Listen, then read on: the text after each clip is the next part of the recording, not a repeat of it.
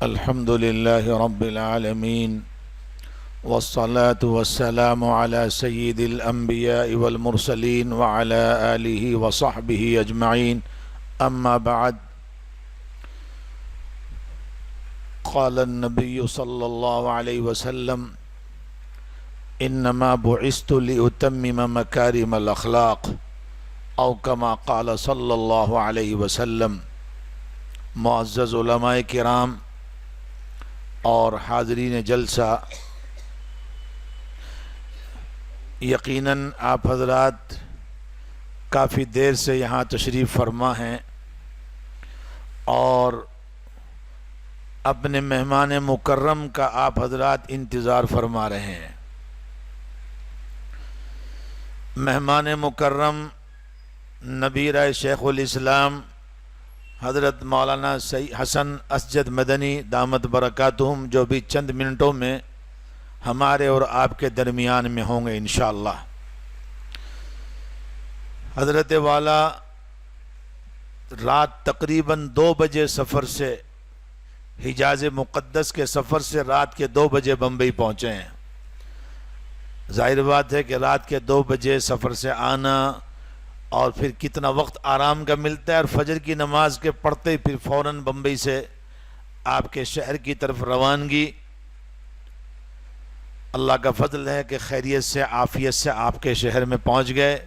یہ خادم بھی ساتھ میں حاضر ہو گیا، اور یہ آپ کا جلسہ سیرت النبی ہے۔ جلسہ سیرت النبی اور یہ مبارک مہینہ ہم سب کے آقا جناب نبی کریم صلی اللہ علیہ وسلم کی آمد کا مہینہ ہے۔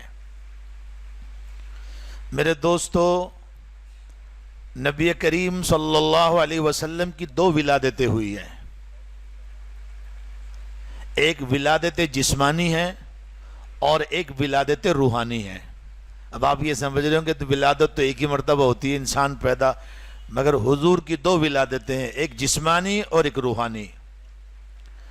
جسمانی ولادت 9 یا 8 یا 12 ربیع الاول، اس میں اختلاف ہے محدثین کا۔ اور ایک روحانی ولادت ہے جو 40 سال کے بعد جب آپ کی نبوت کا اعلان کرایا گیا۔ اب دونوں ولادتیں بے نظیر ہیں، نہ ولادت جسمانی کی کوئی نظیر ہے اور نہ ولادت روحانی کی کوئی نظیر ہے۔ آپ ولادت جسمانی میں بھی یکتا ہے اور ولادت روحانی میں بھی یکتا ہے۔ اللہ تبارک و تعالی نے آپ کو تنہا ایسا بنایا جسم کے اعتبار سے کہ جس میں آپ کا کوئی ثانی نہیں،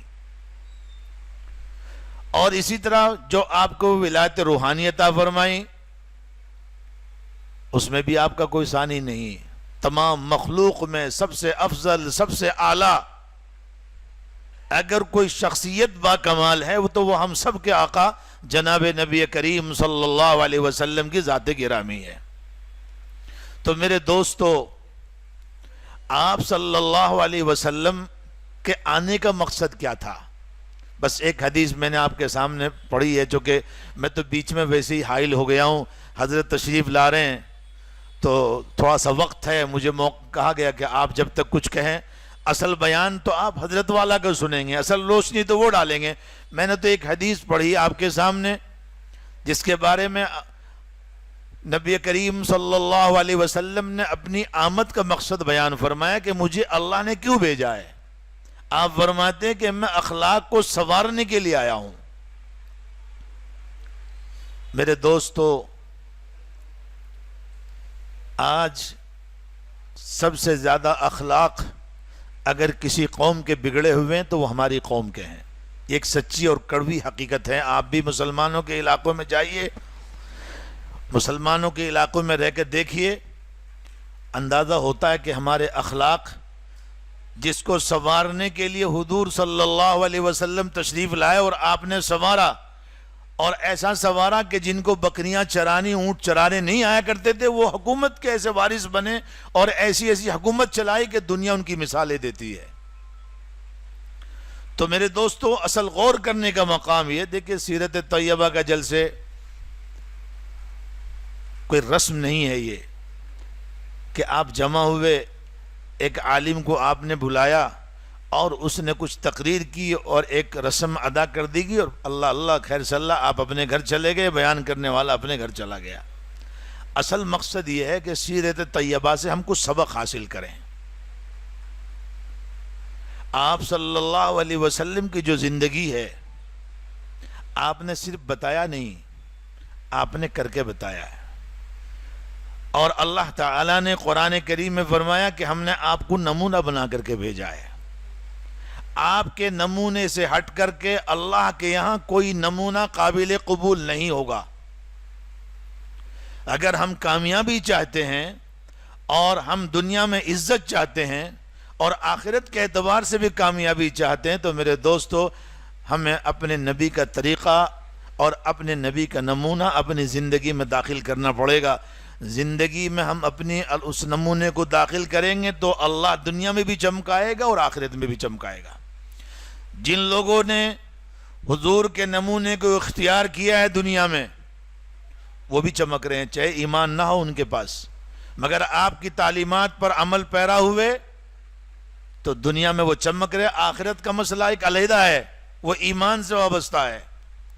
تو اس کے لیے ہم اپنے اخلاق کو صحیح کریں، اپنے حالات کو سنواریں۔ آج ہم اپنے محلوں میں گھوم کر کے دیکھتے ہیں ہمارا نوجوان کس قدر بے راہ روی کا شکار ہے۔ جہاں جہاں مسلمانوں کی اکثریت ہے، 20 سال پیچھے آپ چلے جائیے تو مشکل سے 1-2 بچہ یا 1-2 آدمی ملتا تھا پورے محلے میں کوئی نشہ کرنے والا، اور وہ بھی بہت چھپ کر کے نشہ کرتا تھا، محسوس ہی نہیں ہونے دیتا تھا کہ میں کوئی نشہ کرتا ہوں محلے میں۔ اور آج آپ اپنے محلوں پر نظر دوڑا کر کے دیکھیے، ایسا لگتا ہے کہ ہماری آبادیاں نشے کے لیے بہت تیزی کے ساتھ آگے بڑھ رہی ہیں۔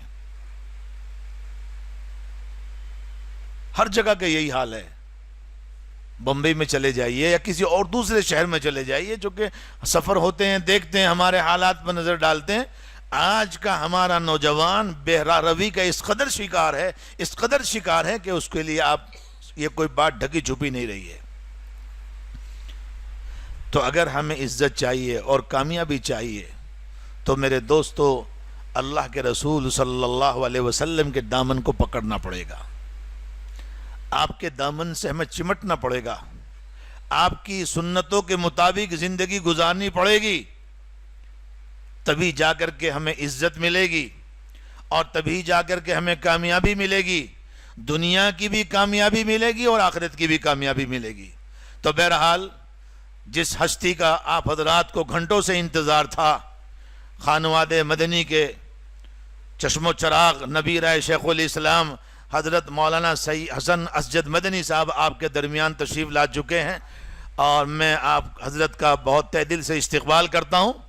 اور اب آپ حضرات جو ہے بہرحال حضرت کو ہی سنیں گے۔